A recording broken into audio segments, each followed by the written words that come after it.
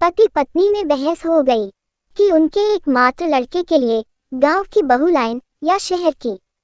पत्नी कहती कि गांव की लाएंगे क्योंकि वह घर का काम संभाल लेगी।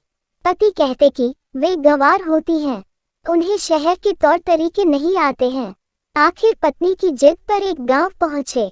पति ने कहा, बेटी जरा मैंगो शेक ले आओ। लड़की हाँ में सिर हिलाकर रसोई घर में आ गई। 4 आम लिए, तवे पर सेका, मसाला डाला और प्लेट में मैंगो सेक कर ले आई। पति पत्नी इस मैंगो शेक को देखते ही रह गए। अब पति के कहने पर शहर में लड़की देखने गए। पत्नी ने नई बहू की परीक्षा लेने के लिए बोला, बेटी जरा पापड़ सेक लाओ।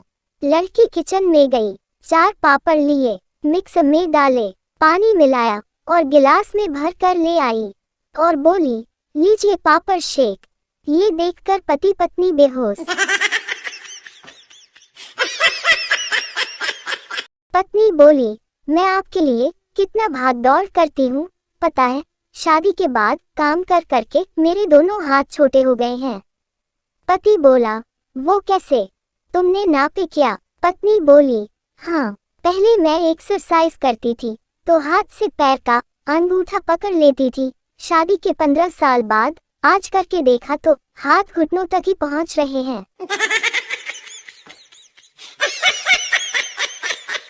ट्रेन में एक सरदार का 50 रुपया गुम हो गया। तभी एक मुसलमान बोला, या अल्लाह बिस्मिल्लाह। सरदार बोला, साले तुझे 20 मिला तो बाकी 30 किसको मिला?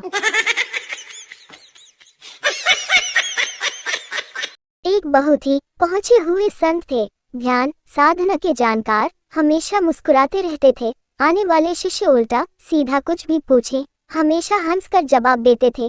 गुस्सा तो कभी आता ही नहीं था, गजब का धैर्य था। उनकी ख्याति दूर दूर तक थी। एक बार एक पत्रकार ने उनका इंटरव्यू लेते हुए पूछा, बाबा आपके गुरु कौन हैं? आपने ये धैर्य, ध्यान और साधना की शिक्षा कहाँ से ली? संत ने उस पत्रकार की ओर प्रेम से देखा और सांस छोड़ते हुए कहा, बेटा मैंने 20 साल साड़ी के शोरूम पर काम किया है। कोई लड़की ब्यूटीफुल बोलने पर भी तुमको रिप्लाई नहीं दे तो एक बार उसे आंटी बोल के देखो, रिप्लाई तो आएगा ही, साथ ही उसका नेचर भी पता चलेगा।